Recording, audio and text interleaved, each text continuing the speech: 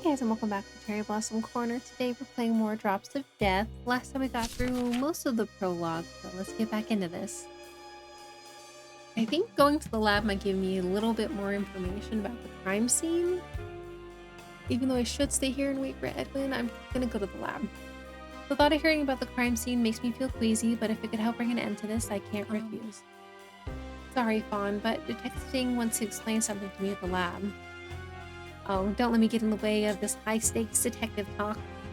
He winks and Singh rolls his eyes. Follow me, Adrian. Right.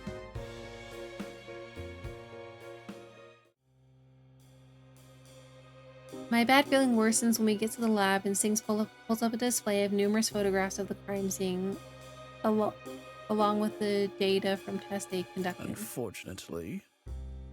Unfortunately, there are no security cameras in the locker room or the adjoining room, so we can't say for sure when the culprit went there.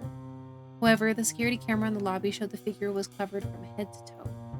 We believe they were also wearing gloves, however, there were over 10 stab wounds in total across all 4 victims.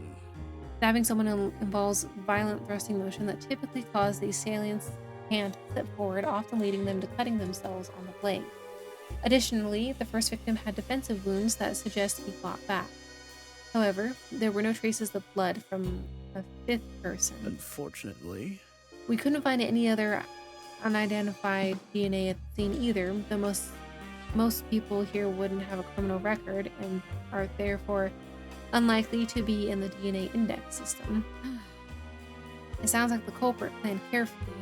Yes, they were intent on hiding their identity, almost as if... He shakes his head. I'm not entirely sure. Never mind. What was he about to say? Apologies. I'm sorry for unloading all that on you. You probably don't like hearing about stuff like that. Does anyone? Let me make it up to you. Let's see. You like coffee, right? I'll make it up to you with coffee or hot chocolate, whichever you prefer. I'm a bit busy today, but I could do it tomorrow. That sounds lovely. After hearing all this, I certainly need something. Maybe around 10? Yeah. Sure, that works for me. Talk to you soon. Great, I'll see you then. After talking to each other for a few more minutes, Singh escorts me out to the lab and back into the lobby so I can wait for Edwin. Thankfully, it doesn't take too much longer for Edwin to finally be released from questioning. I wonder if Singh had something to do with it. Regardless, though, it seems all that time in that tiny room has taken a toll on Edwin, not that I can blame him. I felt like sitting on pins and needles and I was only sitting out here waiting for him. I can only imagine how grueling it would be to be the one I actually questioned. Edwin, come on, let's get out of here. We leave the police station in silence. Edwin appears to be lost in thought. What can I even say to him right now? As I'm searching for a way to break this silence, he breaks it I'm first. sorry. When you said you'd go with me, I didn't think it would take that long. You missed class because of me.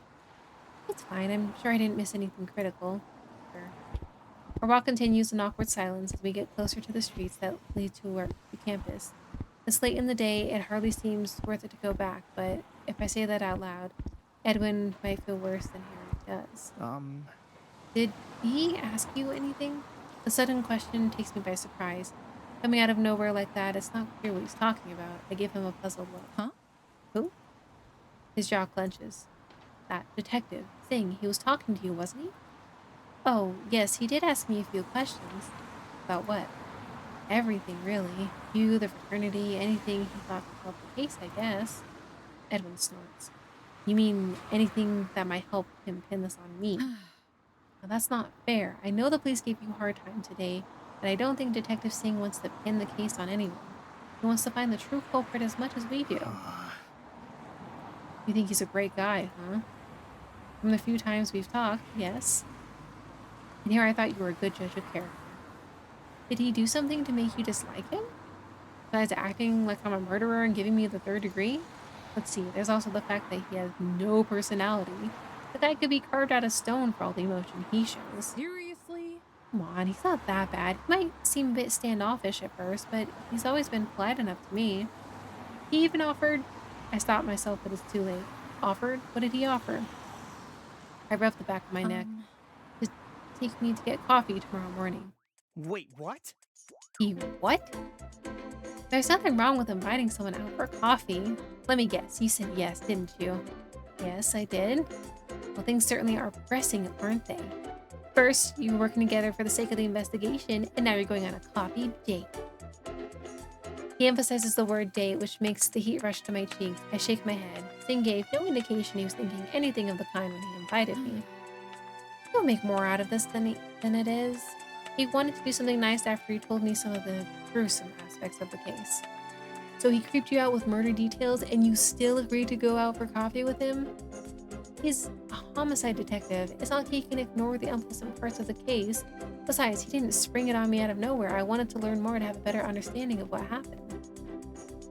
And then he offered you coffee out of the goodness of his heart? What are you talking about? Yes. Why? What else could it be? Ulterior motives. Such as... If I need to explain what motive someone could have for inventing an excuse to invite you out for coffee, then you shouldn't be going on a coffee date with anyone. I roll my eyes. Oh, brother, relax. I'll be fine. Whatever. Fine, do whatever you want. Have fun tomorrow. His voice is colder than the chilly air winter around us. I rub the back of my neck. Thanks. It's late. We should probably go home. Could this get any more awkward? Edwin hails a cab for us, but we don't talk much during the ride. When we reach my apartment, even our goodbye is strained and stilted.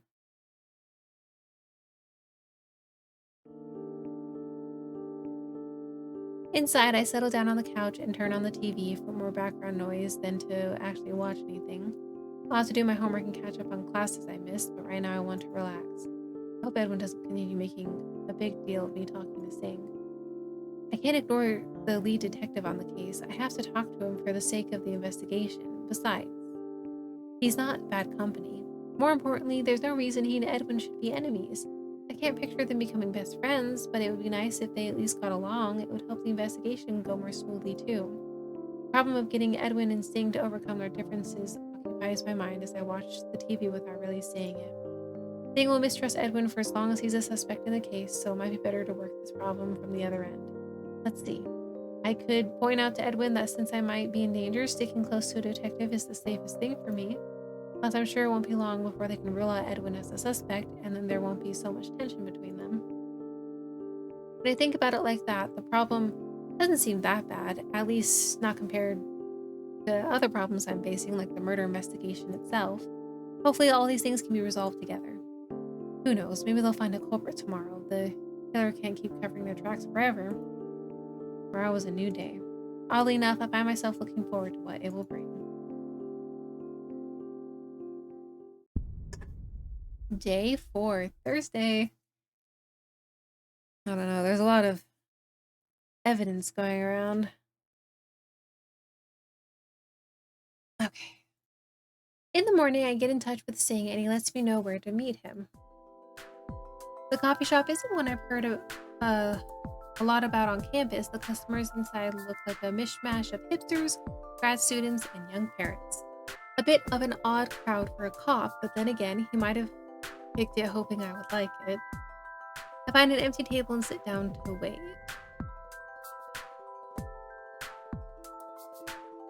Look at the menu. I pick up the menu and raise my eyebrows. What is this? The medieval fantasy cafe? Instead of decaf, they have dragon's grinds. Their lattes are described as fairy dust, if not for little explanatory notes along each item. I wouldn't know what half the items on the menu are supposed to be. Is Detective Singh actually a geek? The mental image of Singh sitting down to play a tabletop game or read an epic fantasy novel makes me cover my mouth as I fight laughter. Sorry I'm late. I got stuck in traffic. As if on cue, the man in question arrives. He sits down across from me and quirks one eyebrow. You certainly seem amused. Still fighting laughter, I wave my hand at the menu. Sorry, I wasn't expecting the theme naming. The food is good. Did I embarrass him? That's actually kind of cute. Have you ordered yet? No. Not yet. If you're ready, I am too. Yeah. Sure, let's go. We walk up to the counter together. I'll have a latte, please. One fairy dust coming right up. Right, fantasy names. And you, sir? Arcane secrets and a buried treasure, please. Did he really just say that with a straight face? I'm still marveling over the exchange as we sit down. Hmm? How has your morning been so far? Pretty good. Then again, I haven't done much except come here to have coffee with you. Glad to hear that made the morning good then. How has your morning been? Something tells me he didn't get to sleep in like I did. Busy. There was a traffic accident on Taylor Road around 7 a.m. that caused some problems for the buses. Since I live down there, I had to stop by, even though it's not my usual sort of work. You're mainly a homicide detective, right? Unfortunately. Right, although in an area without a lot of homicide, my job extends to cover a bunch of other things, mostly paperwork. This town isn't exactly teeming with crimes that require a detailed analysis. You almost sound disappointed by that. Oh, it's great for the area, don't get me wrong, but I spend most of my days checking into hit and runs, robberies, public disturbances, and underage drinking. Then again, I suppose not having a lot of exciting jobs is for the best in this line of work. It does seem pretty peaceful around here. Or at least it did before the incident. Right. Our orders are ready, so we head back to the counter to get them. His turns out to be some sort of peppermint macchiato with a bagel. Once we sit down, Singh looks at me. Hmm? Should I take your comment to mean you're not from around here either? I grew up about an hour away. What about you? A little further than that, though not by much. 3 hours, give or take.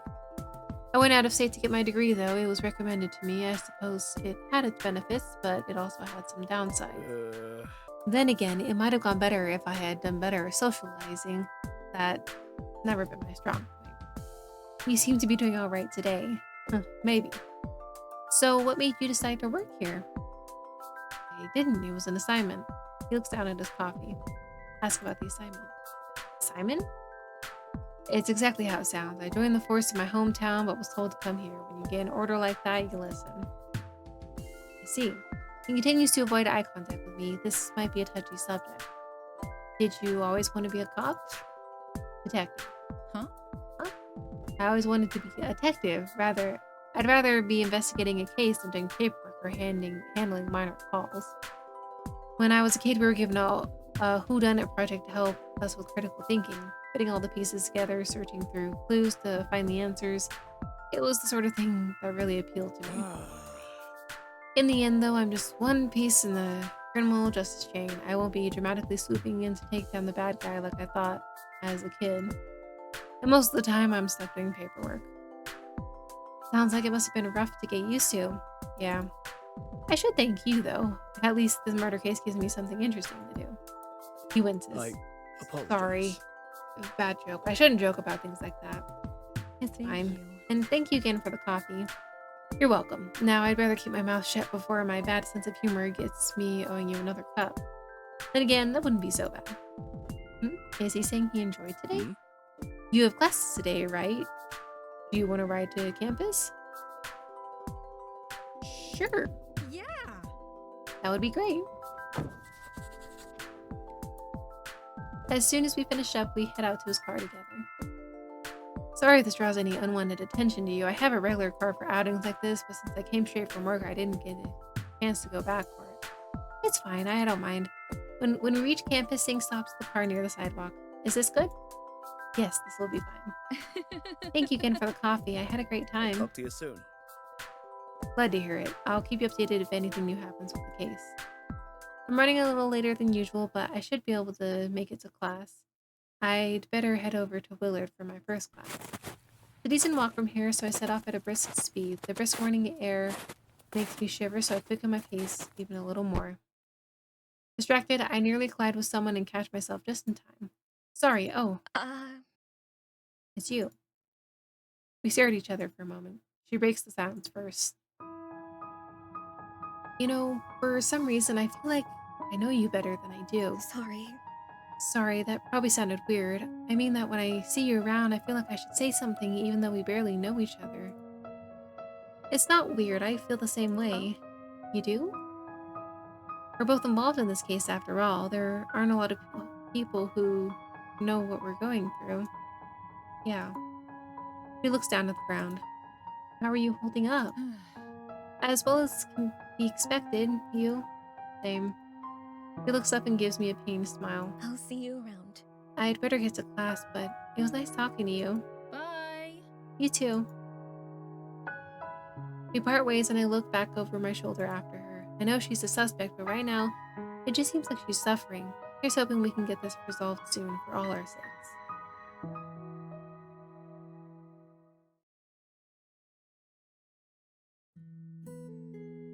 When I get to class, Edwin immediately turns to face me. I see you had a good time. Sorry? What's the problem now? You know what I mean, your little coffee date with a detective. Not only did you meet him for coffee, but he drove you to campus, huh? Seriously? It's not polite to spy on people. Who needs to spy when your friend does something as obvious as coming to campus in a police car? Detective Singh was nice enough to offer me a ride. Why are you making a big deal out of this?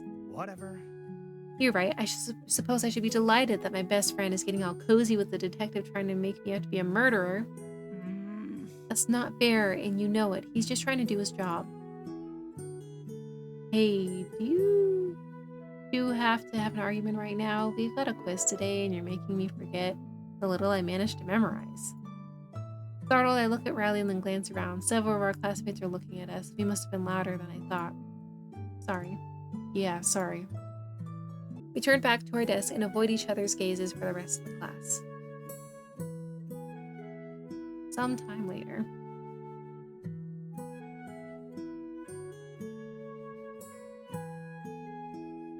I make it through my classes, although the case keeps bouncing around my mind at the least opportune times.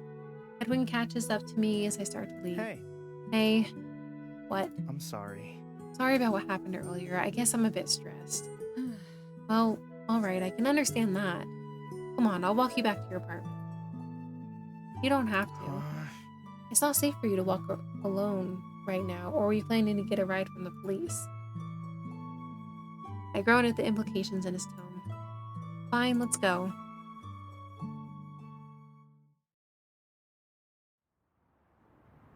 As Edwin and I leave campus, the sun sinks toward the horizon. It isn't so bad while we're still on crowded streets, but once we leave the more populated areas behind, I can't help but glance over my shoulder.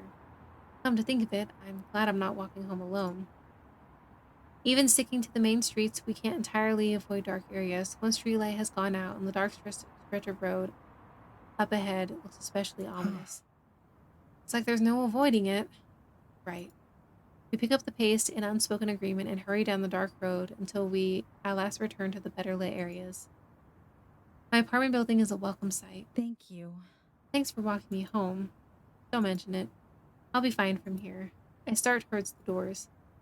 Adrian, I pause. Yes? Never mind, it's nothing. Good night. Bye. Alright, good night then. I wait a moment longer in case he changes his mind, then continue on into the building.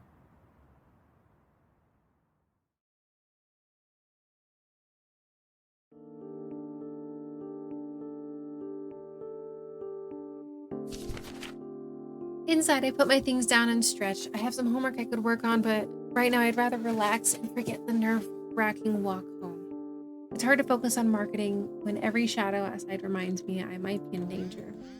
My phone buzzes with a message notification from where I set it on the table. Who could that be? I grab my phone. To my surprise, it's Sting's number. He's never texted me before. I wonder if that means it's not too important. I check the message. Thank you for getting coffee with me this morning. I enjoyed it. You were a good company, although I doubt I can say the same for myself. The surprise message makes me smile and I send a reply. Don't be ridiculous, you were fine company. Oh? And we should do it again sometime. Well, I didn't see that coming. I look at the invitation for a few minutes and then I dial Sing's number. Since he must have had his phone with him, I'm not surprised when he answers right away. Hello? Hey. Hi, this is Is Adrian. everything all right? Did something happen? What kind of question is that? It seems like a reasonable enough one for a detective to ask when the key witness in his current case suddenly calls him. Even when the detective in question was just texting her? Yes, for you to suddenly switch to a phone call, I assumed it must be something serious. Your invitation took me by surprise, but I'm flattered. I'd be happy to meet up for coffee whenever you're free. The silence on the other end makes me worried. I had a good time this morning and I enjoyed talking to you, so since it seems like you did too, we should definitely go again. can't have misinterpreted what he said. He clearly suggested another coffee I date. apologize. I didn't mean to be rude. You just took me by surprise. Actually, I expected you to decline. You invited me but assumed I'd say no? Don't misunderstand. My invitation was sincere. Well, then I accept. Good. Great. Right. Okay. I think the worded responses have gotten us as far as they're going to. Why did you expect me to say no? Aside from Vaughn, people don't tend to chat with me unless it's related to a case. I've been told I'm not especially good company, so I rather assumed you'd feel the same way. Making a homicide detective feel socially awkward is not on the list of things I thought I would ever do, and I'm not sure it's an accomplishment I should feel proud of. But Vaughn talks to you, you just said so yourself. Vaughn talks to everyone, at least everyone she can convince to listen to her ramble on about whatever current cold case she's researching. I assume being a blogger has gotten her used to the idea of having a ready audience waiting to hear what she has to say. Unfortunately. Unfortunately, she doesn't seem to realize that there's a rather large difference between people reading her blog, in which case they've opted into the conversation, and bringing it up randomly to colleagues and passerby. A distant, "I heard that," rings out in the background, and I can't help but laugh. Sorry, I guess you're still at work right now? Always. Not literally always, of course. I should hope not. Even a detective can't be that busy. If it were always detective work, I'm not sure I'd mind. What, you wouldn't want a vacation? A solid case to investigate is a vacation from the paperwork and minor offenses. Your case has given me something to sink my teeth into. You're welcome. Given that you're so busy, though, is it alright for us to talk now? I don't want to interrupt your work. That's fair. You have a point. It might be best if we cut this short for tonight and pick up where we left off tomorrow. Yeah. Alright, sounds good to me. Should we get coffee then? It's looking like tomorrow morning will be a busy one, not the best day for coffee. Then maybe we could do something else. I wonder what Singh does in his spare time. Even a detective must have hobbies.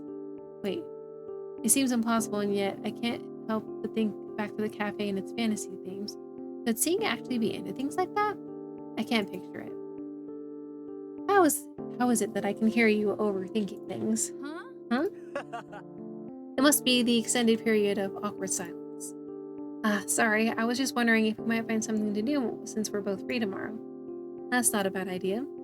Great. Although we still aren't any closer to deciding what. I find myself more intrigued than I expected to be. It feels like something is developing here. The few times Singh and I have interacted over the course of the case so far, we've gotten along pretty well.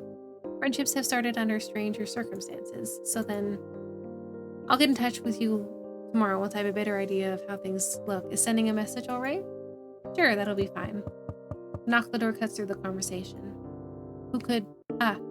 That's right. Kim was supposed to come by tonight. I cut my hand over the mouthpiece of the phone. Just a minute. Then I turn my attention back to the call. Someone is at the door, so I need to go. Be careful. I'm 99% sure it's Dr. Kim, but I'll look through the people just to be sure.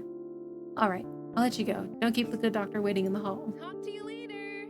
Alright, have a good night. Talk to you soon. You too. I hang up the phone and rub my chin, not entirely sure what to make of our conversation. It was fairly amiable, but much more awkward at times than I expected. I hurried to the door, glanced through the people to see him patiently waiting, and then let him in. Sorry about the delay. I'm sorry. It's no trouble if this is a bad time. No, it's fine, I was just on the phone. He steps inside and follows me over to the couch. Was it a social call or something related to the case?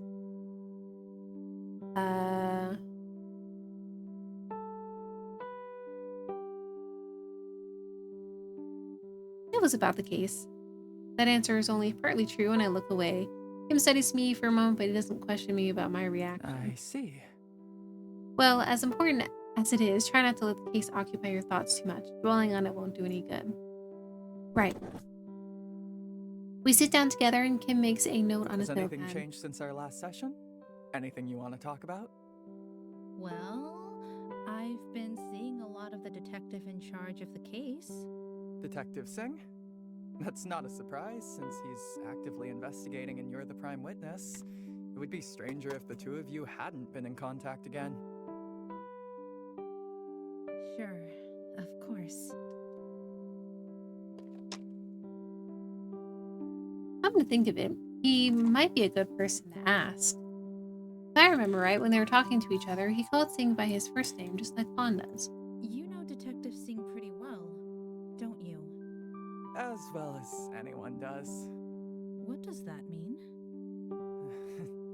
He isn't the easiest person to get to know. Of course, I make it my business to get to know people a little better than they'd like me to.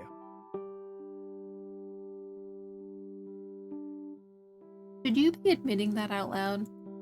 Are you saying you don't know Singh that well, but you've psychoanalyzed him? I wouldn't go that far. I'd say we're professional colleagues, so I've gotten to know him simply by dealing with him routinely. But you don't know him personally. You wouldn't call yourself friends? We get along well enough, but don't really interact outside of a professional setting. Oh, you seem to be taking an unusual interest in the detective. His casual observation brings a rush of heat to my cheeks. My embarrassment only increases when I realize Kim has made another note, presumably about this. That's right, we're supposed to be talking about my mental well-being, and instead I started grilling him about Singh. Sorry, I didn't mean to get off It's topic. quite alright. I don't mind. I'm here to talk about whatever's on your mind, and it seems like the answer to that is Detective Singh. I suppose that's true. Is he who you're talking to on the phone when I arrived? Yes. So, what's going on? You seem like you're getting along well then. Why are you so interested in what I think about him?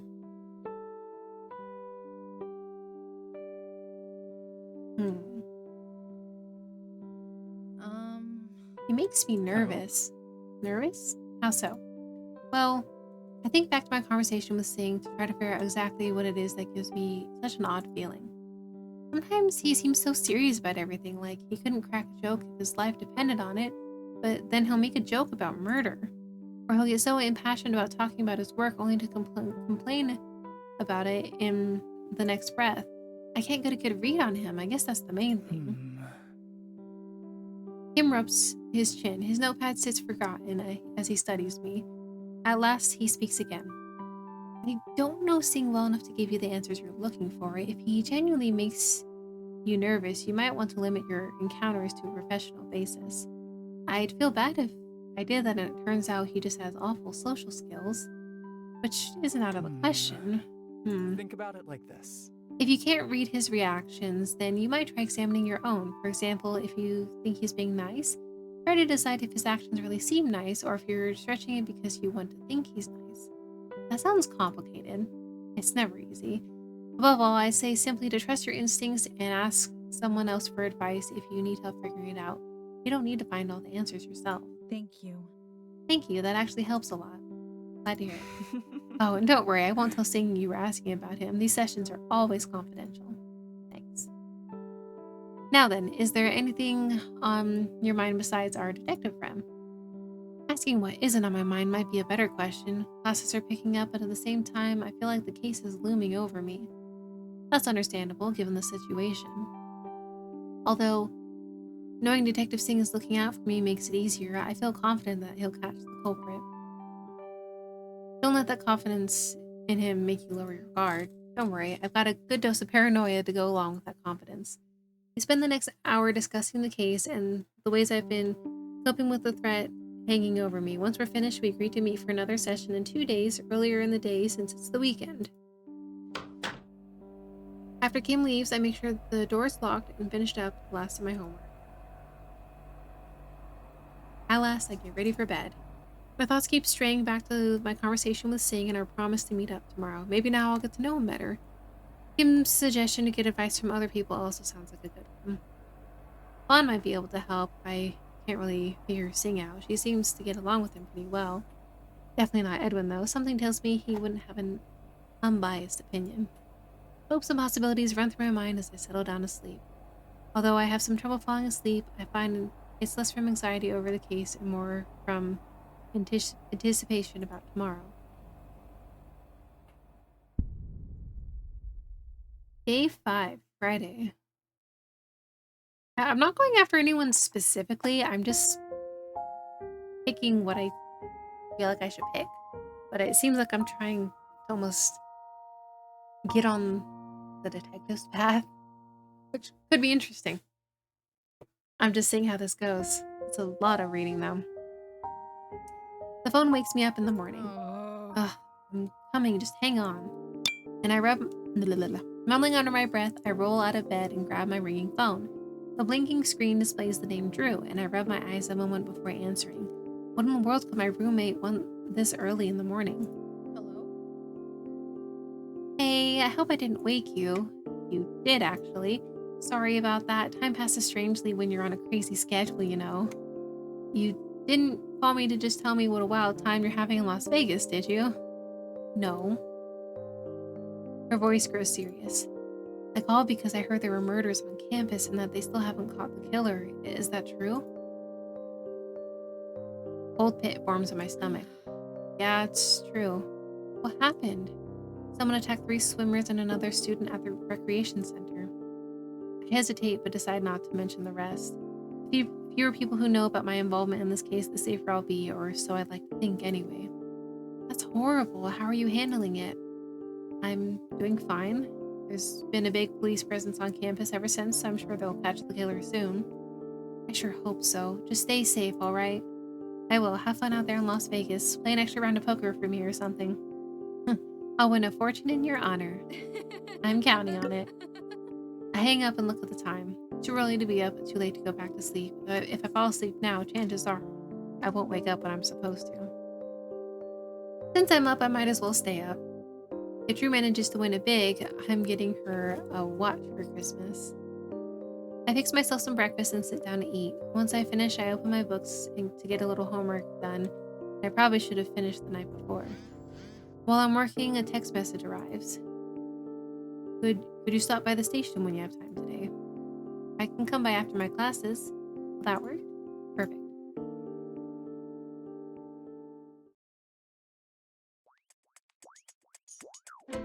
Classes seem to take forever today, even though the opposite is actually true. More than one professor lets us out early.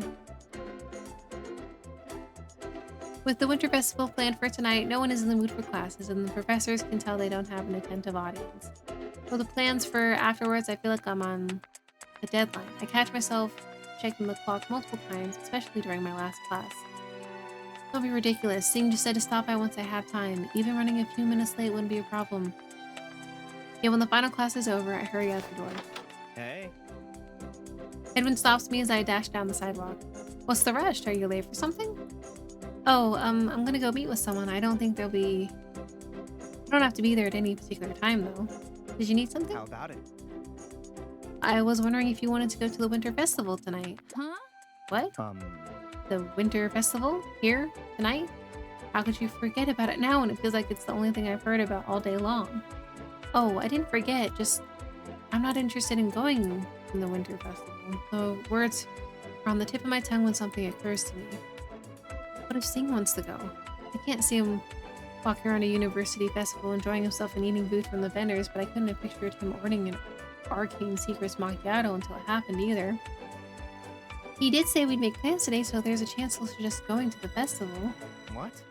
Earth to Adrian. Earth to Adrian, is anyone home? Edwin waves his hand in front of my face and I snap back to reality. Oops, sorry. I didn't realize going to the Winter Festival requires such deep thought. No. It's just that I don't think I can go with you. I have plans tonight. What are you doing? Plans? What kind of plans? I'm meeting Detective Singh. Did something happen with the case? No, at least I don't think so. Then why? Wait, are you going on a date with him? No. Well, maybe? I see. An awkward silence falls over us, and I finally clear my throat. Talk to you later. I'd better be going. See you around. Yeah, I guess I'm on the detective's path. Whatever. He seems like a nice guy. Yeah, I was just trying to learn more about the case, but I guess I'm going on a date with the detective. As I walk down the street, I try to figure out what I should expect. I shouldn't get my hopes up for no reason. Ting said I should just stop by. It could be because of the case, not what we discussed last night. He could end up too busy to do anything, too. And even if we go out, there's no guarantee it'll go well. I don't really know him that well yet. I try not to overthink things too much as I continue on my way. The police station is less crowded than the last time I was here. All the same, if Singh and I continue to meet up, I hope we can do so at a better meeting place. Hey there! Hey Adrian, Nick will be out in just a minute. Thanks. Any urgent reports while you're here? For a change? No. I spread my arms in an exaggerated gesture. I'm free of all concerns and worries aside from the murder case still hanging over my head. Yeah, that must wear on you after a while, but then again, if nothing new has happened, that can only be a good sign. You know what will be an even better sign? The killer being caught. We're all hoping for that. That reminds me, I've been meaning to ask, do you have any relatives in the area? Huh? What? Why does that matter? Just trying to get a better understanding of your situation. No one in this immediate area, but my hometown isn't too far away. Good to know. Thanks. Taking over my department, Fawn. The only one who will be asking Adrian any questions tonight is me. Don't worry, Nick. I'm not trying to make a move on them. I certainly wasn't trying to imply that. Uh-huh. She winks and stands up. No, I suddenly have an urgent need to get myself a snack. You two can have all the privacy you want while I'm gone. Singh pinches the bridge of his nose. Never let it be said that Fawn Sanders is a third wheel. She leaves after an even more exaggerated wink in our direction. Apologize. He sounds pained. Ever since she learned we were talking on the phone the other night, she's been acting like this. I never knew she was such a romantic at heart. I don't mind. He lowers his hand and gives me a sharp look. I see. Well, let's get business out of the way first. Business? You mean there's an update on the case? I've been giving it my full attention. Your case is my top priority at the moment. While there are still no substantial leads, the lack of any repeat threats against you is encouraging. Suggests the pressure might be off of you personally, at least. I'd certainly be happy if that's the case. Unfortunately. However, it's too soon to make a proper assessment. With a case like this, where we still don't even understand the killer's motive, there's no telling what might cause them to strike again. I swallow hard. I apologize. Sorry, I didn't mean to scare you. I just want to make sure you understand that you can't relax just yet. I understand. And now that we have business out of the way, yes? Well, it's not quite the right time of day for coffee, so I was wondering if you'd like to go to dinner? Yeah. I'd love to.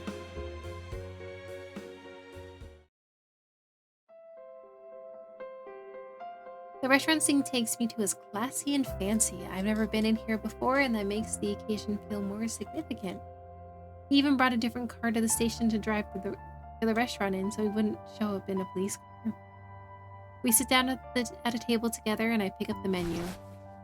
Dinner is on me, so order whatever you want. Thank you. There are some pretty expensive items here. The only thing that looks like the sort of restaurant prices I'm used to seeing is the seasonal salad. And the pork Milanese is twice as expensive as any other item on the menu. After a few minutes, a waiter arrives at the table. May I take your order? I'll have the roasted chicken entree with ricotta, gnocchi, and a small salad on the side. The waiter marks that down and looks at me.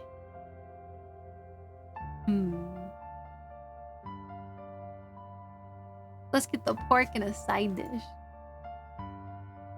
With garlic Alfredo pasta on the side. The waiter writes that down as well. The orders will be ready shortly. As he walks away, Singh raises his eyebrow. No holding back, I see. It sounds delicious. That's fair. I suppose I did tell you to order whatever you wanted. You meant it, didn't you? The expression softens. Yes. I did. I'm not sure what surprises me more, that he knew I'd ordered the most expensive item on the menu without needing to double check, or that he actually asked about it. I look around the restaurant while I try to think of something to say. Several other tables are occupied, mostly by couples. I watch as two people at a table across the room from us laugh while looking into each other's eyes. It seems to be a popular place for dates. Does that include us? Is this a date? I glance at Singh. The way he invited me out certainly makes it feel like a date, but neither of us has used that word yet. There's a chance he just wants to stay close to me because of the case, too. So, I hesitate. I didn't think this far ahead. Nice place. Yes. Yes, it has good atmosphere. Do you come here often? Occasionally. Ah, well, that filled the silence for about 30 seconds. Another minute or two passes, and then Singh speaks up. By the way, have you remembered anything else about the night of the crime? Huh? What? Don't you think I'd have mentioned it by now if I did? Unfortunately. Not necessarily, even if it's something insignificant, something you couldn't possibly help with the case, I want to know. Right now, you're our best chance of catching the culprit sooner rather than later. I sigh and rub my forehead. I've relived that night so many times in my memories, but nothing new ever stands out to me. The killer covered their tracks too well. I suppose I'm just grasping at straws. If you remembered something new, it could shorten the process considerably. If anything does come to mind, I'll report it immediately. If only I'd seen something. It would put me in greater danger as a witness, but then again, if I'm in danger now, it's most likely because the killer suspects I know something even when I don't. It would be better to have information to help him catch the killer than to be targeted by a killer who thinks I know more than I do. For a moment, I'm back on that horrible night at the pool with blood spraying as the victims fall, my own fear rising as I realize how close I am to death. Ian? Is everything all right? Adrian. Singh's voice pierces my thoughts and I jump. The restaurant's quiet music and the sound of conversation return and I give myself a shake. Sorry. No, I'm the one who should apologize. I shouldn't have brought up murder while we're on a date. It's a bad habit of mine and one I can't seem to not. So it is a date. Oh? Was that not clear? I thought it might be, but I also considered you might just want to be nice to someone caught up in your current case or that you wanted to keep a closer eye on me in case the culprit makes a move. Are you pleased or displeased? Pleased. And relieved now that I no longer need to wonder whether or not it's a date. The slightest smile crosses Singh's lips. I'm glad. When we were talking the other day, it struck me that I wanted to get to know you on a personal level, unrelated to the case. That's good to hear because I've been wanting to do the same thing. Sadly, you already know everything interesting about me. No. I find that hard to believe. I'm a simple detective devoting to catching criminals and doing my job. What, and I'm a great enigma? In comparison, perhaps, or at least it seems that way to me. I feel like I know you on a clinical level. I know details about your life because I needed to understand them for the case, but I know very little about you as a person. Well, what do you want to know? Anything. Hobbies you enjoy, for example? Well, I used to enjoy reading. I don't read as much these days, but it's still a way to pass some time. I like to browse the internet. Does that count as a hobby? I'm starting to think maybe I don't have any hobbies. The sudden question, innocuous though it was, puts me on the spot. Everything seems to have fled from my mind. There isn't a lot I'm really passionate about. I'm surprised. While we talk, the waiter arrives with our food. He sets our dishes on the table, and I thank him before turning my attention back to Singh. I take a bite of my dinner as I consider the direction the conversation has taken. It's not like I don't enjoy things or anything like that. I watch... Oh. Wait, no. Evidence. Okay. It's not like I don't enjoy things or anything like that. I watch movies with friends and stuff, just regular hobbies, I guess. I take another bite. Hey, this is really good. Good to know I have passable taste in restaurants. I know some people who could give an hour-long speech on food like this. Are you a foodie then? I said some people, not me. My interest in food ends at how easy it is to make and how good it tastes. Do we suffer from a shared lack of hobbies then? Do we? Work seems to be the only thing I get passionate about. For you, I suppose it would be marketing. I laugh. Not quite. Marketing is something that makes sense to me and gives me a chance of getting a good job after I graduate. There are worse things to go into, and nothing else was especially calling to me. I envy people like Oh. you. Now there's something I don't hear often. Why would you envy me? You love your work.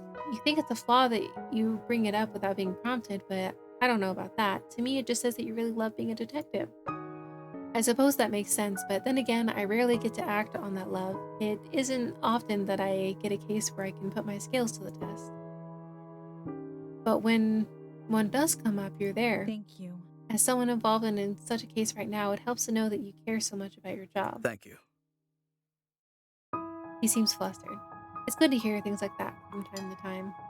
Thing takes a bite of the salad and gives me a curious look. You know, I find it easy to talk to you for some reason. I think that's why I wanted to get to know you better. I don't always relate well to other people, but with you it's different. I'm glad to hear that.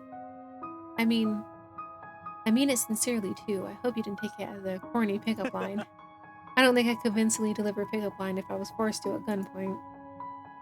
Are those ever convincing? I'm not entirely sure. Come to think of it, I don't know. Let's not find out then.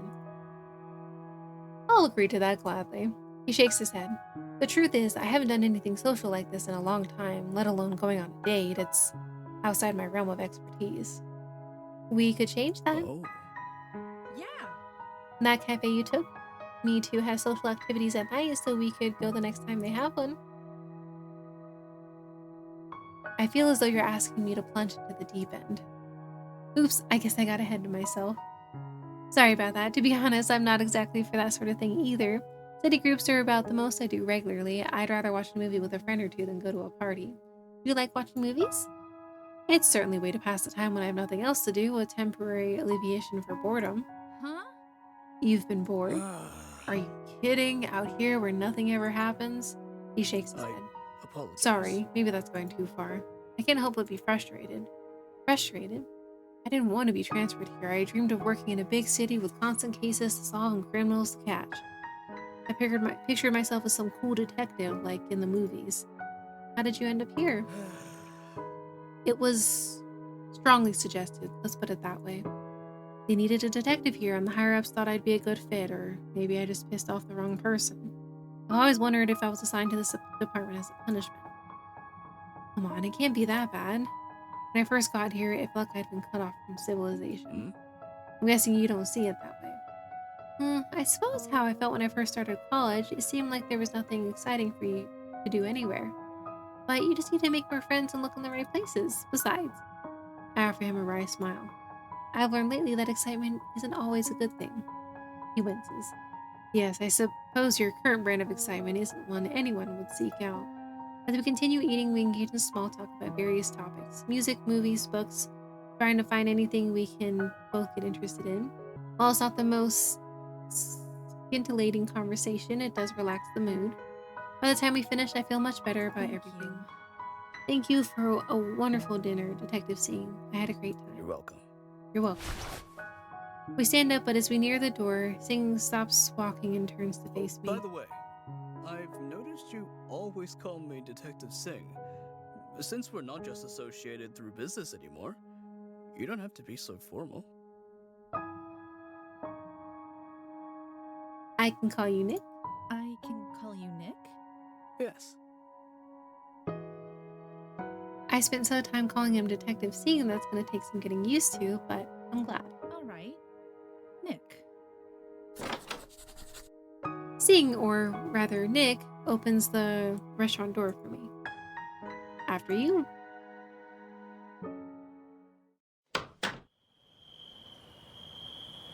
Let's see. Newspaper, school ID, dinner mint, light breakfast, baseball, ramen. Oh my gosh, there's so many pages. Outside, Nick and I start walking toward the parking lot behind the restaurant where he parked his car. It'll be a short walk to reach it. I'm still relieved that we came in less conspicuous vehicle than his police car. As we reach the corner leading to the parking lot, a startled voice calls out to me. What are you doing? Adrian? Oh no. I can't imagine a worse time to run into Edwin. Then again, this had happened eventually. I brace myself and turn around to see Edwin crossing the street. What are you doing out? His gaze goes to Nick and he trails off.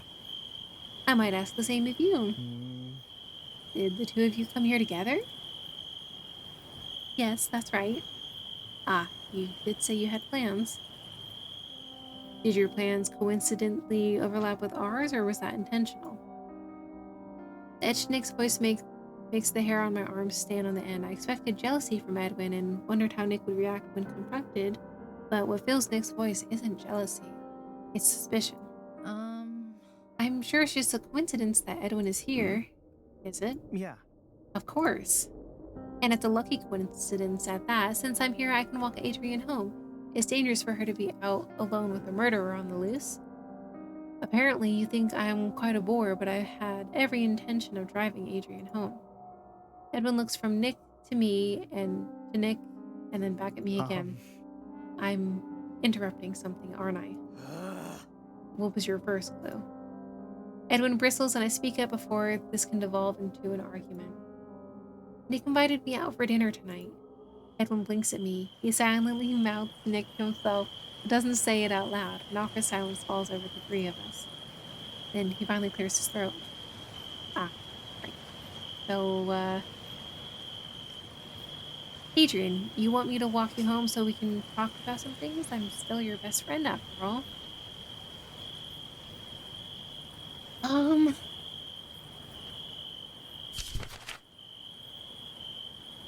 I mean, okay, what should I do here?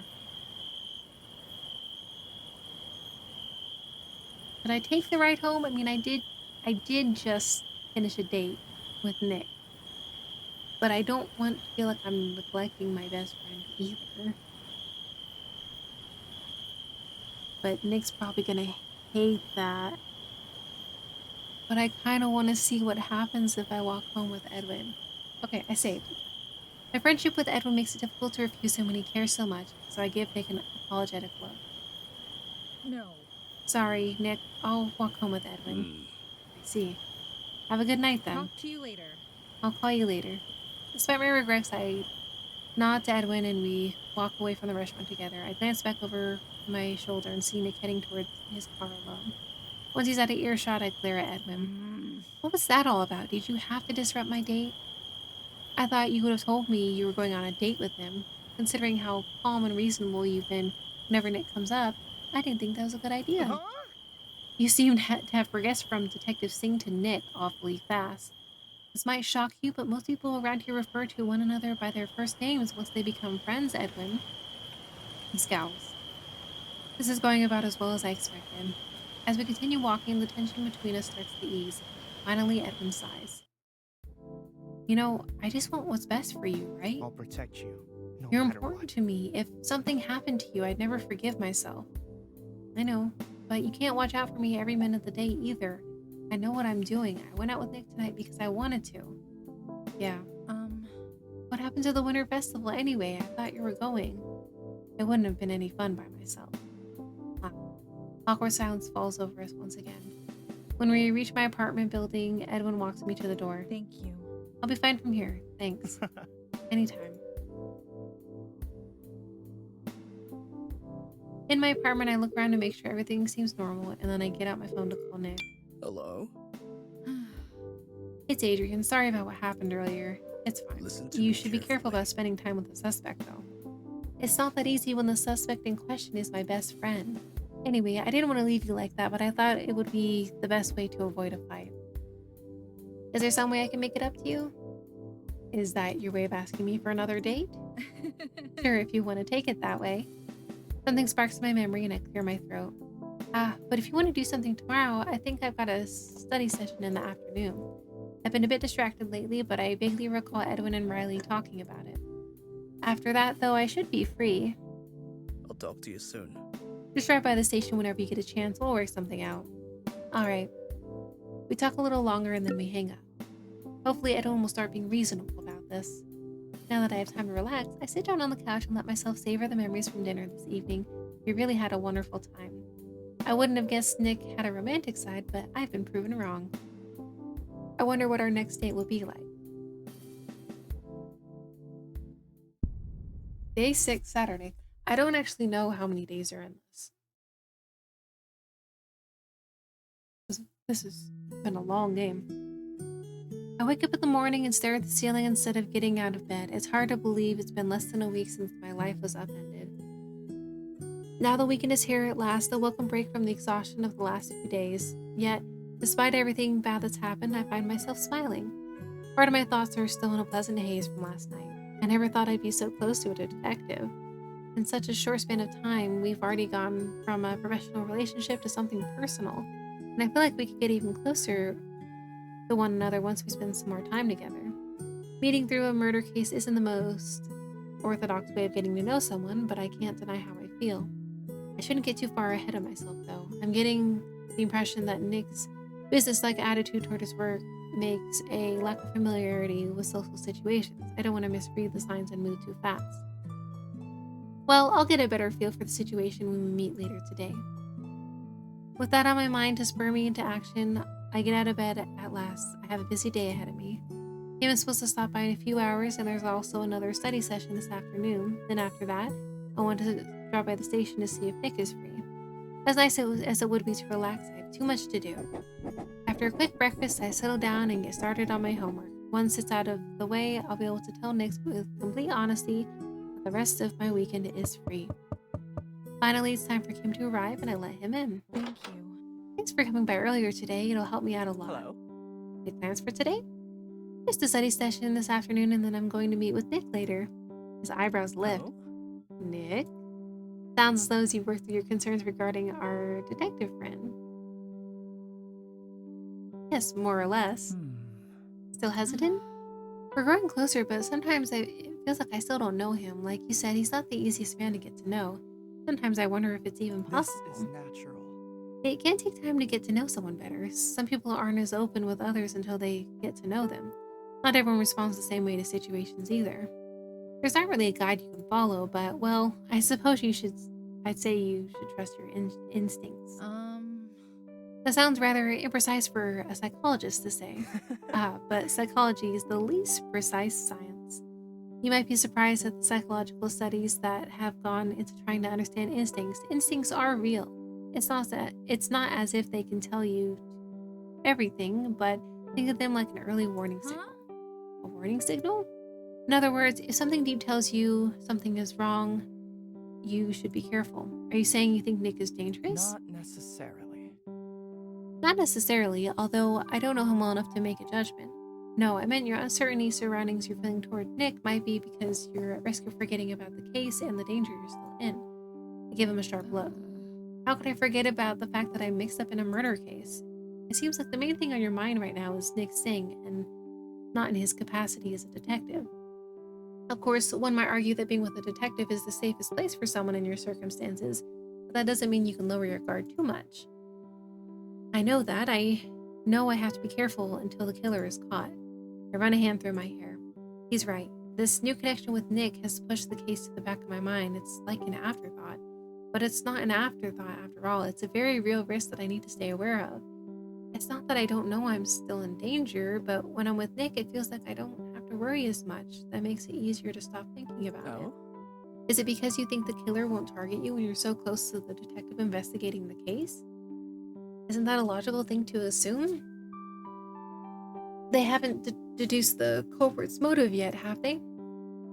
Now, as far as I know, there's still no evidence that the culprit is a serial killer or anything akin to that.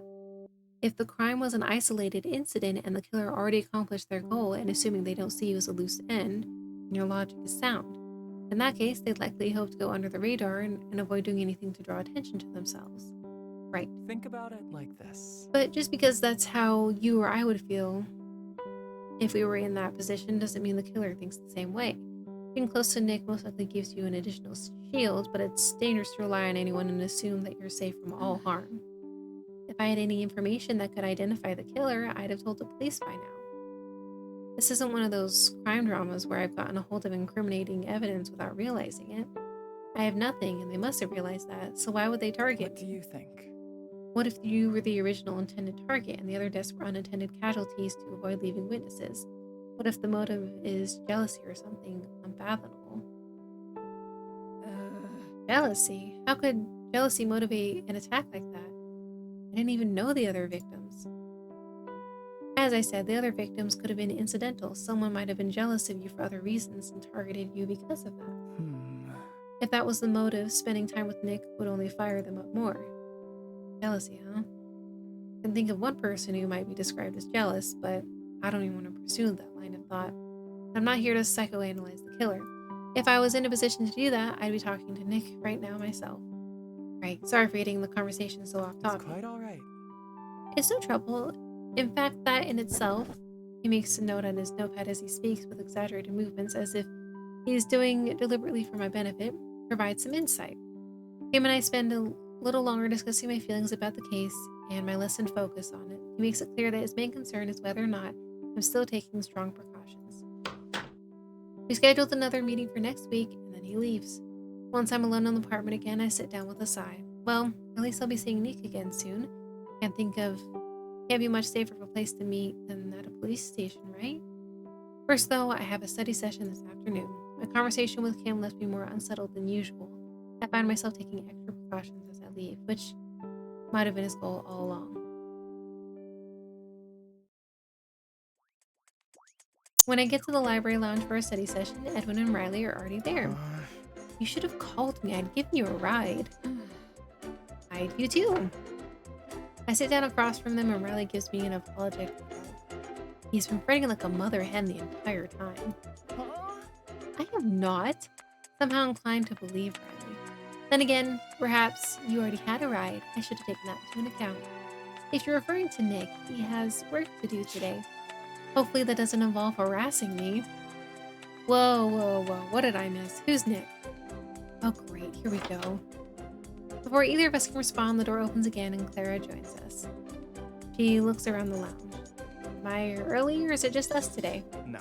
It's just us. We thought it would help out more if we had a study session focused on our material so we can really get into it. More importantly, you miss on some high drama unfolding. High drama?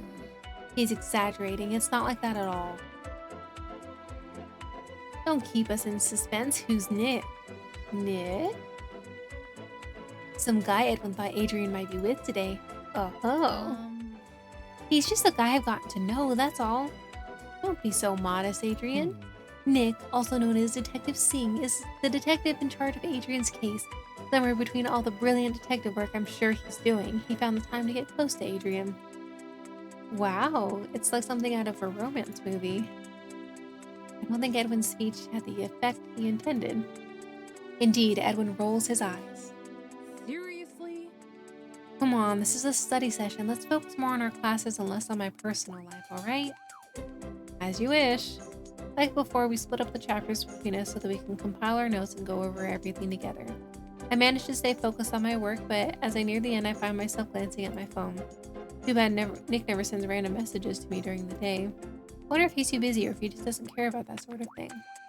I sigh but shake myself out of my reverie and return my attention to the chapter. I suppose I should be grateful that I don't have any more distractions than those already on my mind. When the study session is over, I stand up. Bye. Alright, I'll be leaving now. So soon? I thought we might go somewhere once we're done. Big plans, Adrian, heading to the police station? Now there's a sentence rarely said in this context. Come on, guys. That answers that then. See you tomorrow. Have a good time, I guess. So you're really going to meet this detective boyfriend of yours? Huh? It's not my... Do you think he'd let us...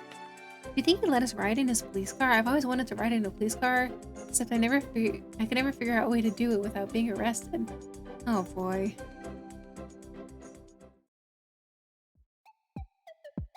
By the time I manage to escape my friend's questions, it's already late afternoon. Anna's at the station when I Hey arrive. there. Well, it's our favorite visitor lately. Are you here to see Nick or to report another crime? For your sake, I hope nothing else terrible has happened to you. Hey! I'm here to see Nick. Then everyone is happy. And wait, do my ears deceive me or did you just call him Nick? Is that gonna be everyone's reaction when they hear me say it? Yeah. You heard correctly. Interesting. Ensign tried to tell me I was imagining things. Now I know there's something going on between the two of you. Her teasing makes me blush, but I don't deny it. Here, I thought Nick was too strange for anyone to want to get that close to him. This development is a mystery for the ages. That's not a nice thing to say about your colleague. Let me guess, you're actually sticking close to him for your safety? No. No. Actually, it might be the opposite. Someone pointed out to me recently that I've gotten so distracted, I haven't been thinking about the case as much as I should. Interesting. Wow, whatever Nick is doing, it must be working. Are you gossiping about me? Gossip? I would never. Is everything alright? Adrian? I'd call it prying more than gossip. No prying was needed. She walked in here calling you Nick, and that was enough to start connecting the dots. With a pained expression, Nick joins me and folds his arms. Vaughn, don't you have some paperwork you need to turn into the chief? Nah. Definitely not, but I know how to take a hint. She winks and stands up. When she's out of sight, Nick pinches the bridge of his nose and shakes his head. I apologize. Sorry about that. It's fine, and it's not like you're responsible anyway. I'm the one who put ideas in her head. Speaking of which, well, I have a feeling I'm not gonna like whatever comes next. I have a friend who wants to take a ride in your police car. I knew I wasn't gonna like it. Sorry, Edwin ended up talking about the two of us, and that got our friends going. They were quite curious. While I certainly can't use my car on a whim, if your friends happen to need a ride someday, I'll consider it. Maybe we can all go somewhere together. Perhaps. He sounds less than thrilled by the idea, but not completely opposed to it. Hmm? Anyway, let's take care of business first. Do you have anything new to report? No. Fortunately, no. Fortunately. Unfortunately, I must say the same for now. That's good to hear, and I hope even better news for you soon. Oh? You might have made a breakthrough. I'm not entirely Might sure. being the operative word, of course. That's all I can say for now, but don't lose hope. Speaking of which, I wondered if you might be willing to help us out. With the case? Yes. I'd be happy to, but I've already told you everything I know. If there was anything I could do to help catch the killer, I would have done it by now. I've certainly gone over that night in my mind often enough. Yet, Nick shakes his head. This is different. I'd like you to talk to Natasha Diageo. Huh? What? She's coming back to the station today for more questioning, but I have my doubts that it will go anywhere. You want to answer your questions? I can't tell if she's deliberately withholding information or if she's just nervous. Either way, she clams up. I'm not surprised she's nervous considering the position she's in. Even if she's innocent, she's being questioned as a suspect in a murder case. If she's guilty, things will go better for her if she confesses and turns herself in. If she's innocent, being able to cross her off the list of suspects will help us narrow down the search. Either way, her cooperation could be a tremendous help. Thought I was the problem, but she wouldn't open up to Fawn either. Would you mind talking to her? But I've never questioned anyone before. Listen to me carefully. Don't approach it like an interrogation. Try to find common ground and ask her about the incident from the perspective of someone else who was involved. See if she'll reveal anything she won't say to us. Encourage her to tell the truth, no matter what that means. I doubt this will be enough to crack the case, but I think she'll be more inclined to talk to you than us. What do you say? I'll help. If he thinks I can help with the case, then I'll do whatever I can. He sends me to wait for Natasha just outside the station since she should be on her way. Talking to her outside means I'll be close enough to call for help if anything happens, but in a more relaxed atmosphere that might help her lower her guard. That's his logic anyway. Soon Natasha appears around the corner and at the end of the sidewalk. She can't be too uncooperative if she shows up for questioning on time without making a fuss. That should be a good sign. She slows as she draws close to the building and notices me. Were you called in for questioning again too? Yes, it feels like it never ends. I know what you mean. She sighs and leans against the wall with a dismayed glance at the police station doors. They keep calling me in to ask the same questions over and over again. I guess they're hoping they'll find a new lead. They keep asking me if I'm sure there's nothing I've forgotten. I wish there was. I just want this to be over with. She shakes her head. Well, I wish they'd stop asking me the questions I don't know the answer to. Isn't there a better way for them to use their time? You really don't remember anything that could help? No. No. That's too bad. An awkward silence falls between us. Natasha fidgets and glances towards the doors. It looks like she isn't sure if she should stay out here talking to me or go inside the police station. Alright, I need to see if I can get her to open up about the case. Natasha is a suspect. If she's guilty, I'm talking to the culprit right now, but she doesn't seem like a cold-blooded killer to me. Nick said I should try to approach her naturally as someone else involved in the case like she is. Do you mind if I ask you something? Huh? What? Wariness feels her tone already. I better be careful about what I ask.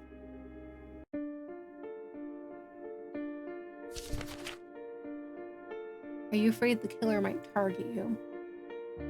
Her eyes widen and she gives me a sharp look. What? That's what's been on my mind all this time. No one knows what the killer's motive was or what they might do from here. They could go after me because I was the original target all along, or because I'm a witness. Since you knew of some of the victims, I mean, the thought must have crossed your mind, right? You mean, what if it was a grudge against my old team, so I'm a target too? She rubs her arms. It's crossed my mind, but I try not to think about it too much. I'm already jumping at shadows. I don't need to make it worse. I know the feeling. I just wish they'd wrap up the case so I can stop feeling like this. Don't the police think it's more likely that the swimmers were the targets? From everything they said to me, that's the impression I got. No. They don't know for sure. That means I need to stay cautious, and it feels like that will never end. Although I push my fear to the back of my mind, it's still there waiting to rise up at the worst of times. Silence hangs over us for a few minutes. Then Natasha sighs and straightens up. Well, I'd better go in there. She doesn't sound thrilled by the prospect. Bye. Good luck. I hesitate. This might be my last chance. So far, I haven't learned anything, but maybe I can get a clue or give her a nudge in the right direction. Before you go in there, what?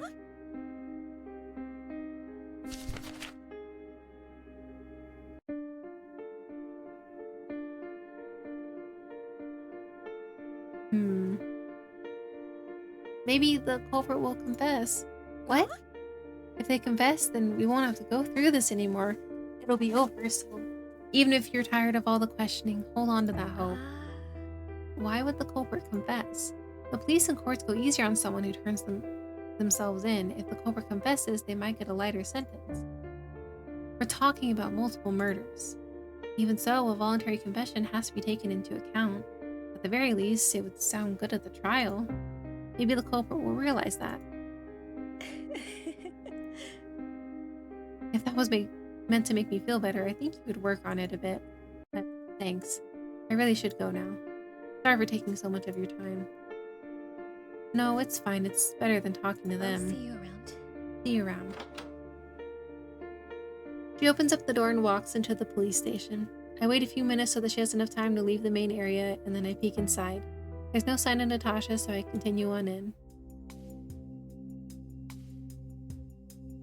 Nick and Fawn are talking about something at her desk. She nods at something he says and leaves with some paperwork. Then Nick looks at me. How did it go? I'm not sure. We talked a little, but I didn't get much out of her.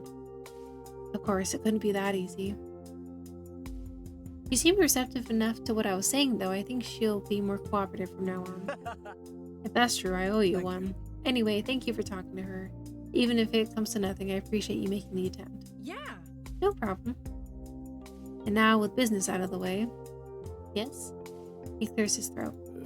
Oh, well, I know we went out for dinner yesterday, so maybe you have other things you'd rather do. Are you asking me out on another date? That was my intention, yes. Yeah. That sounds great to me. Wonderful. Dinner again? No, I had something else in mind. Huh? Oh, what? It's a surprise. You'll find out tonight. Surprise? Once again, he's more romantic than I expected. I still have some work I need to finish up, and I want to look into a few more things about the case too. Can we meet around 8? That late? It'll work better that way. You do realize how suspicious this sounds, right? What? Excuse me? We're going alone, at night, to an unknown location for our second date. Sir, you're forgetting the coffee. There's no need to be pedantic. It ranks pretty high on the list of suspicious invitations. Doesn't the invitation coming from a detective pull it down a few ranks? Maybe. If you don't want to go. No. I didn't say that. I'll be ready to go at 8. I'll talk to you soon. Alright, I'll meet you at your apartment then.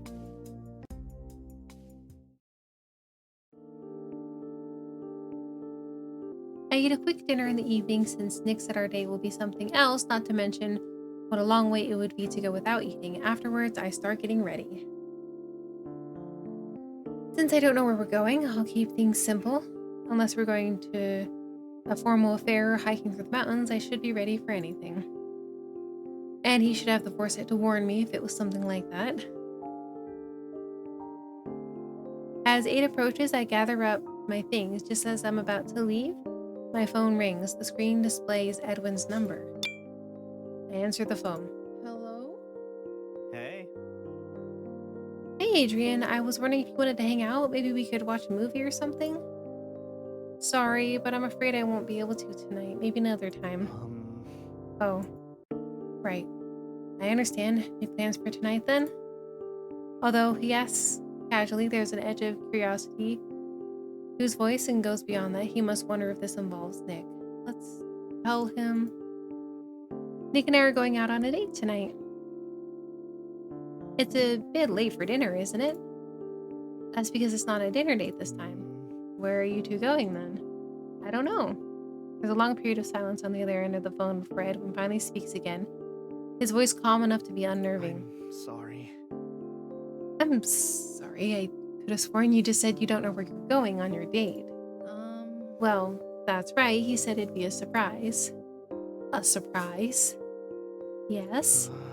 Do you have any idea how dangerous it is to go to an unknown location with someone you've only known a week, especially when there's a killer out to get you? I should have known he'd react like this. Seriously? It's not like Nick is a stranger. You barely know him. I'll be careful, Edwin, I promise, he sighs. I suppose nothing I could say could change your mind anyway. Gonna be fine.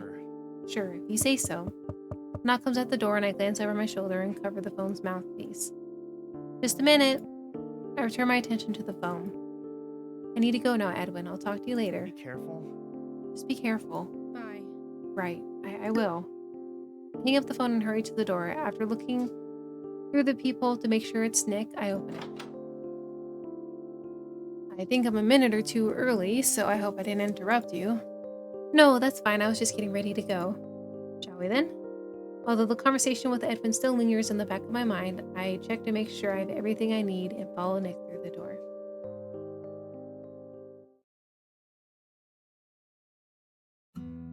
I still have no idea who the killer is. I have like a few inklings of suspicion, but I don't have anything solid yet, and it's scaring me because I feel like I'm so far in the game.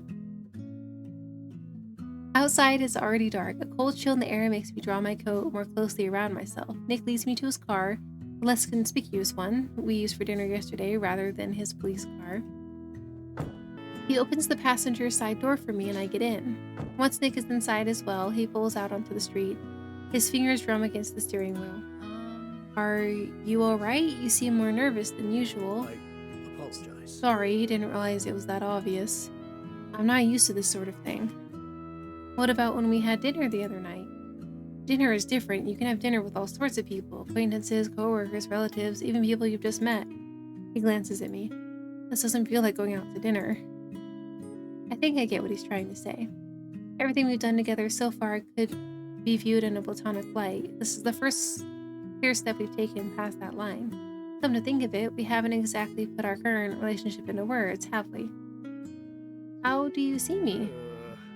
That's quite a question to ask a man while he's driving. My tendency toward inopportune timing must be starting to rub off on you. That's just what happens when two people spend so much time together. Although he keeps his eyes on the road as he drives, his lips twitch into a slight smile as he answers. You're special to me, Adrian. We're still getting to know each other, but I'd like to think we're more than friends now. Or at least that we have the potential to be. That's how I feel too. I'm glad to hear you say so clearly. If you hadn't, this date would be a lot more awkward. I know what you mean. We laugh and the tension in the car eases. Now any anxiety I felt about not knowing how we stand with each other fades, leaving room only for the nervousness about the date itself, whatever it might be. I look out the window. The nightscape is beautiful. While this isn't a large city, it has some wonderful sights to behold at night. For all its flaws, this is a really nice place to live. Nick laughs. I suppose it grows on you after a while. Destination after destination passes us by. Nick ignores all of them and continues to drive the end of the main road where he less turns off and keeps driving. We're starting to leave the town limits behind. Nick? Yes? We're going out of town? That's right. Edwin's warning flashes through my mind. I rub the back of my neck and try to ignore my sudden nerves. Nick turns down another road. Unlike the streets we drove along until now, this one is a smaller dirt road taking us further away from the town's populated areas. So it's nighttime. There's a killer after me, and I'm heading to a remote, isolated location. Does that about cover it? Is everything alright? Is something wrong? It looks like we're heading to the middle of nowhere. That's more or less accurate. Why? Well, I suppose there's no point in keeping it a secret any longer. We're going stargazing. Stargazing? The one benefit of being out in a place like this is that you can get incredible views of the stars. Looking up the night sky from town is one thing, but it's not quite the same. Even the lights of a small town like this are going to disrupt the view.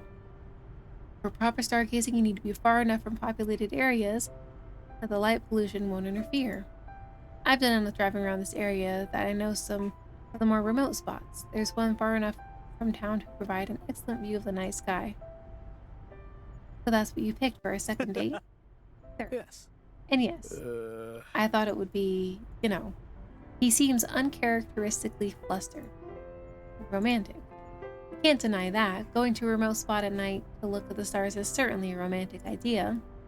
Yet at the same time, it almost seems like exactly the sort of thing you shouldn't do in a situation like mine. Is this really alright? I turn over the idea in my mind a few times and then take a breath. Let's go stargazing. You're right, it does sound romantic. I'm glad you think so. Going to a remote location might be a bit risky right now, but I can't be any safer than having Nick by my side. We continue to drive in comfortable silence. I look out the window as the surroundings outside become increasingly rural. Everything feels quiet and still, no sound but that of the car engine. At last, Nick pulls along aside a grassy field and parks the car. Outside, everything is quiet and peaceful. A few crickets chirping are the only things that disturb the stillness of the night. I look up at the sky. Like Nick promised, it's perfect for stargazing. The vast array of stars in the dark sky above is unlike anything I've seen from town. Wow. It's incredible, isn't it? I've never seen anything like it before. Despite the beautiful sight, my neck is starting to get stiff from craning to see the sky. I look down again and rub the back of my neck. I already thought about that problem. Huh? He opens the trunk of the car and pulls out a large blanket, which he spreads out across the grass. If we lie down, we should be able to view the stars much more easily. You came prepared. I wanted things to go well. We lie down on our backs on the blanket he brought. With my head back against the ground like this, the starry skyscape looks even more impressive. There are so many stars. I could try counting them and lose track before getting even a fraction of them. It's the sort of thing that makes me feel like I'll get lost staring at it, like I'm falling into infinity.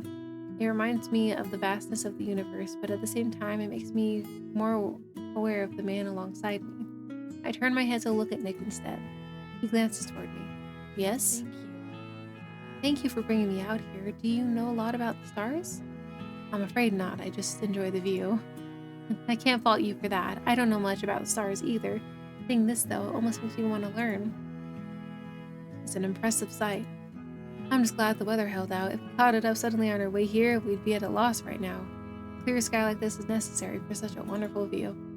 I look back up at the stars again. If I look long enough, I wonder if I'll see a shooting star. Maybe not, but it would be nice to make a wish, even if it's just superstition. The thought makes me smile. After a little while, Nick sits up. Although his gaze is still in the sky, or at least the horizon, he seems distracted. I sit up as well. Is something wrong? Adrian, when I said I thought this would be romantic, I also thought it would be a good chance to tell you how I feel. I care about you a great deal, Adrian. Even though we've only known each other a short time, I believe I'm falling in love with you. My heart skips a beat. I hope this date will be the first of many.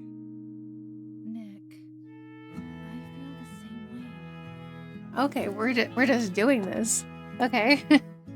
Our gazes meet and he smiles. Almost unconsciously, I lean towards him. Nick pauses for a moment, eyes widening slightly, but then he mimics my motion and closes the distance between us.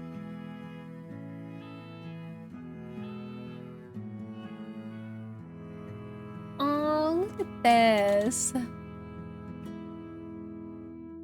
That's so cute. We kiss under the stars.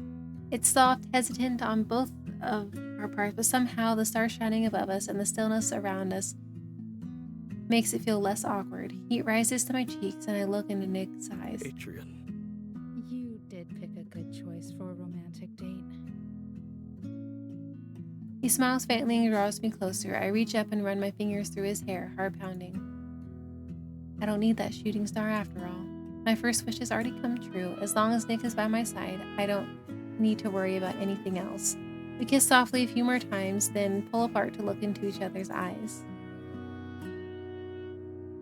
That went better than expected. I bite back a laugh.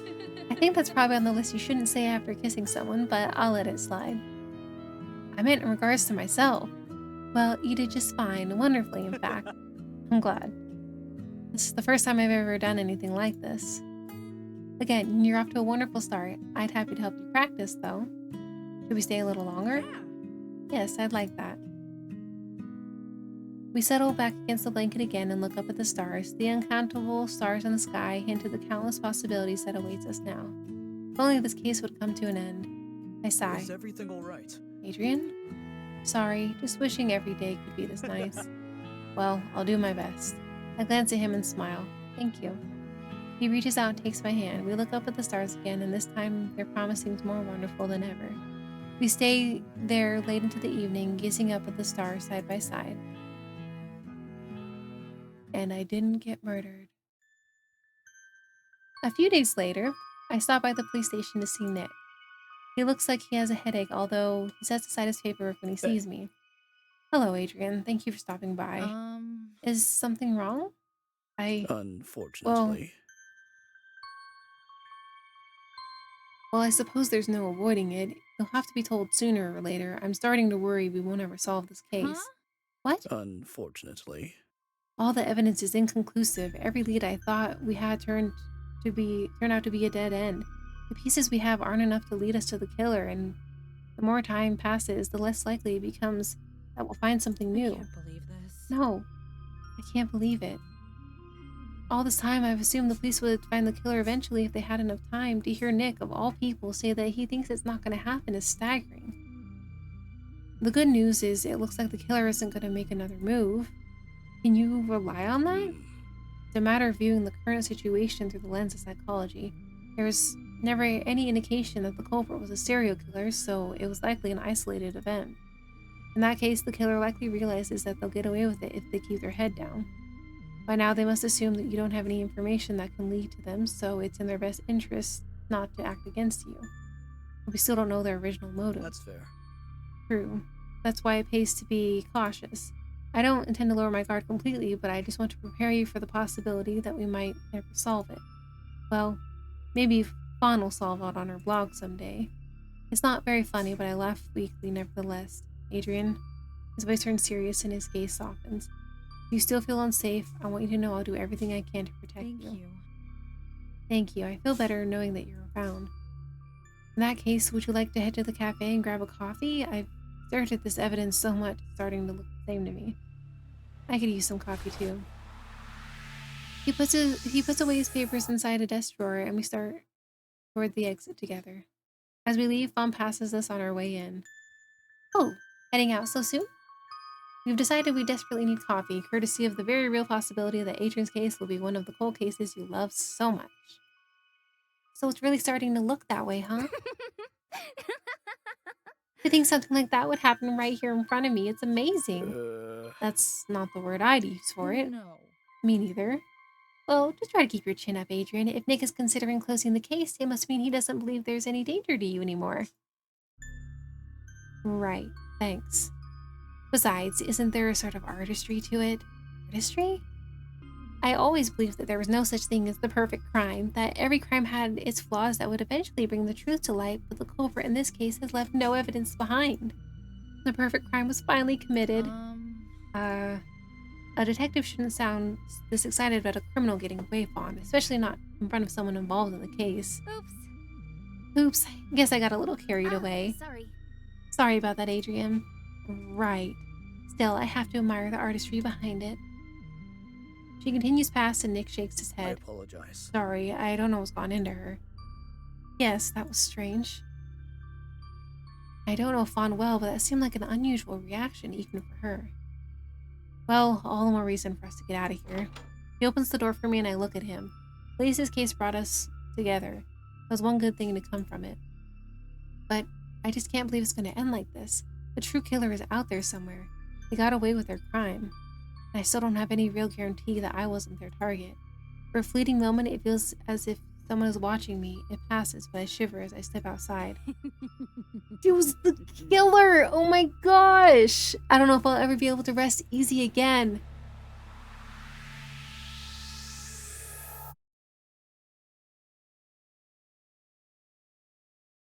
So it was her. She was asking a lot of weird questions. Dang it. It was just gonna be left unsolved? Oh, that's so frustrating. I didn't get, like, any... Oh, that sucks. So she just completely gets away with it. Okay.